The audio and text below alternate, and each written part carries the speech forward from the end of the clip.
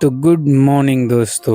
આજથી મારો રૂટીન એકદમ ચેન્જ થઈ ગયું છે, કેમ કે મારો આવી ગયો છે દિવસનો વારો.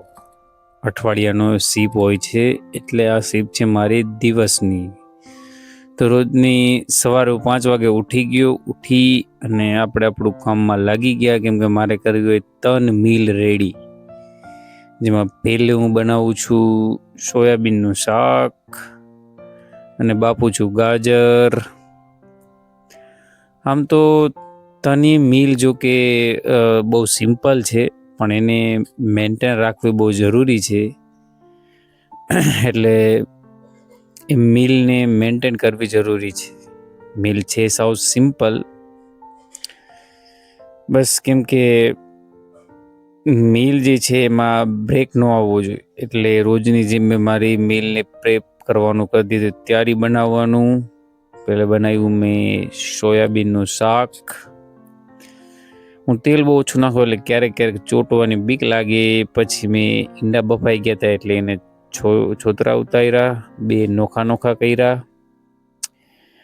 અને પછી મેં કરી મીલ તૈયાર. આ છે મારી પોસ્ટ વર્કઆઉટ, જે હું કસરત કર્યા પછી ખાઉં છું. કસરત કરીને, કેમ કે દિવસનો વારો છે, જાજો ટાઈમ ન હોય, તને મીલ રેડી કરી લઉં. પછી મેં બનાવ્યું સોયાબીનનું શાક. આ છે મારી બપોરનું ખાવાનું, જ્યાં હું રિલાયન્સમાં કામે જાઉં છું અહીંયા. અને આ છે મારું સ્નેક, દાળિયા અને એક સંતરું. અને તે પછી ડાયરેક્ટ જ મેં ક્રિએટીન લઈ અને સીધું જ કસરત કરવા જવાનું નક્કી કર્યું, કેમ કે ટાઈમ બહુ ઓછો હતો. એટલે જઈ ને જોયું તો પહેલે જે પ્લેટ ઓર્ડર કરી હતી, પ્લેટ આવી ગઈ હતી વજન મેં, કેમ કે વજન મારે હજી ઘટતો હતો. મેં 30 કિલો વજન પાછો ઓર્ડર કર્યો હતો પ્લેટનો, જેમાં 2 છે 10 કિલોની હતી અને 2 છે 5 કિલોની. પ્લેટની ક્વોલિટી સારી છે, પણ કેમ કે તમે ઘરે કસરત કરતા હો તો પછી કંઈ ના હોય તો આવી પ્લેટ તો ઓર્ડર કરવી જ પડે. આપણે આ પ્લેટ મને 400 રૂપિયામાં પડી હતી. 2 પ્લેટ સારી છે, કન્ડિશન સારી છે, પણ એક પ્લેટમાં જરાક નહીં જેટલો ટોચો આવ્યો હતો, એટલું તો હાલે. એમેઝોન કે ફ્લિપકાર્ટથી જો તમે મંગાવો તો પ્લીઝ એકવાર જરૂર પ્રોડક્ટને પૂરેપૂરું ચેક કરી લેવું, કેમ કે એમાં કોઈ વધારે ડેમેજ હોય તો રિટર્ન પણ કરી દેવું.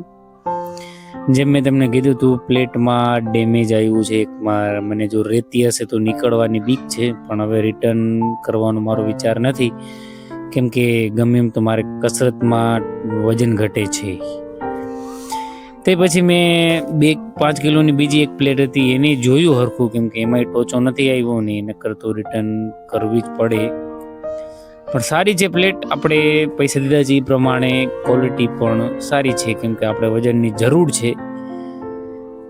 કસરત જો આપણે કરી તો વજન ખાસ વધારી એવું જરૂરી છે, પ્રોગ્રેસિવ ઓવરલોડ. તે પછી ડાયરેક્ટ મેં કર્યું બારબલ તૈયાર, જે નનકી રોડ આવી હતી. એમાં પાછું 10 કિલોની 2 પ્લેટ અને 2 કિલોની 2 પ્લેટ લગાડી અને મેં કર્યું કસરત ચાલુ. ફ્રન્ટ સ્કોટ શરૂઆત કરી મેં પહેલે. ફ્રન્ટ સ્કોટના મેં લીધા 4 સેટ. 4 સેટમાં એક્ટિવેશન બહુ સારું થયું, કેમ કે વજન વધારે હતું, એટલે એક્ટિવેશન પણ સારું થયું અને મજા પણ બહુ આવી, કેમ કે વજન વધારે હોય એટલે તરત મસલ ઉપર તમે ફીલ કરી શકો કોન્ટ્રેક્શન. અને જો તમે ખરેખર કોન્ટ્રાક્ટ પૂરું કરો તો મસલ્સ પૂરું સ્ટ્રેચ થાય અને મસલ બિલ્ડ વધારે થાય. પછી ડાયરેક્ટ મેં કર્યું રોમેનિયન ડેડલિફ્ટ, એટલે કે RDL. એના પણ મેં 4 સેટ કર્યા, એમાં પણ બહુ મસ્ત સ્ટ્રેચ ફીલ થતો હતો. હું આવી જ રીતના એક બારબલ અને વેટની રાહ જોતો હતો, છે બહુ સારી.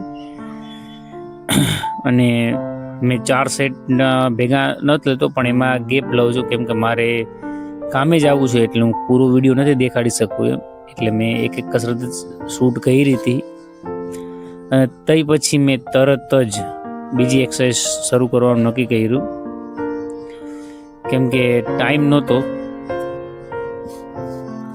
RDL તમે ગમે એટલી કરો. પછી મેં કર્યું ડાયરેક્ટ હિપ થ્રસ્ટ. હિપ થ્રસ્ટના પણ મેં લીધા 4 સેટ.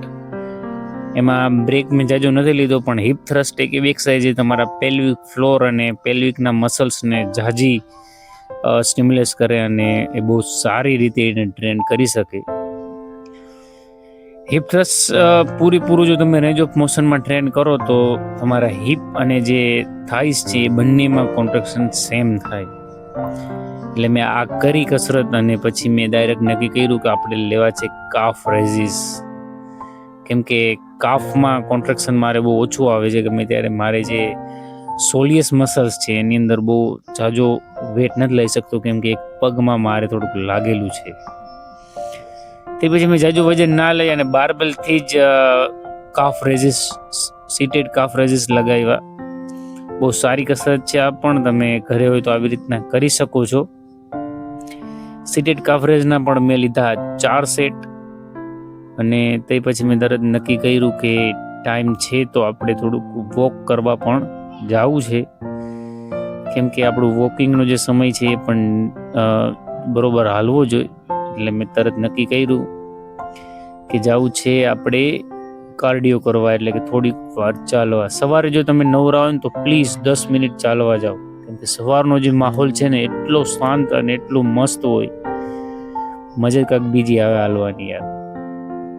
જો રસ્તાઓ એકદમ શાંત હોય, સાવ રસ્તાઓ એકદમ શાંત હોય અને હાલવાની બહુ જ મજા આવે યાર.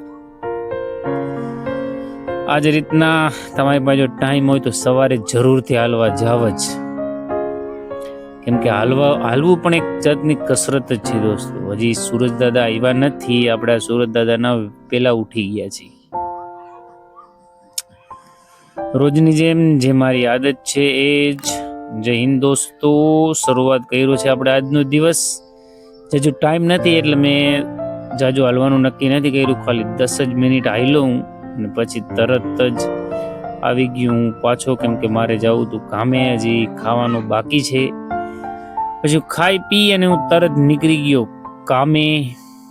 કેમ કે થતું હતું મોડું, ગાડી બાડી બધું રેડી હતું. એટલે આપણે મારી તરફ સ્લેફ અને નીકળી ગયા કામે. મળશે આપણે તમને સીધા કામે. તો આપણે પહોંચી ગયા છે કામે. કેમ કે જાજુ શૂટ નથી કરી શકતો હું, કેમ કે રિલાયન્સમાં શૂટ કરવાની ના છે. પણ સામે જે મેઘના ગામ છે એની કોર બહુ મસ્ત નજારો આવતો હતો. એનું ગેટ અને જ્યાં જે સનરાઈઝ થતો હતો એ બહુ મસ્ત નજારો આવતો હતો, તમે જોઈ શકો છો. સાંજે આપણે એ જ ટાઈમે આવી ગયા આપણે પાછા. લગભગ 6-6:30 સાંજનો સમય પણ જોરદાર હતો. આપણે આપણું ચિકન લેવાનું છે એટલે જઈ અને પેલું કામ છે ચિકન લેવાનું. તો ચિકન લઈ અને તરત જ મેં નક્કી કર્યું કે ચાલો જલ્દી જઈ ખાઈ પી.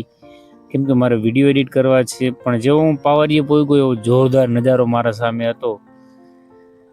સનનો તમે જોઈ શકો છો. સુરત દાદા બિલકુલ આથમમાં આવી ગયા છે. આ છે શ્રી ગણેશ હોટલ. આમ જવાય છે આરબલુસ, આ જાય છે કાનાલુસ અને આપણે જવાનું છે આજ બીજા રસ્તે. કેમ કે આરબલુસમાં હાલે છે રસ્તાનું કામ.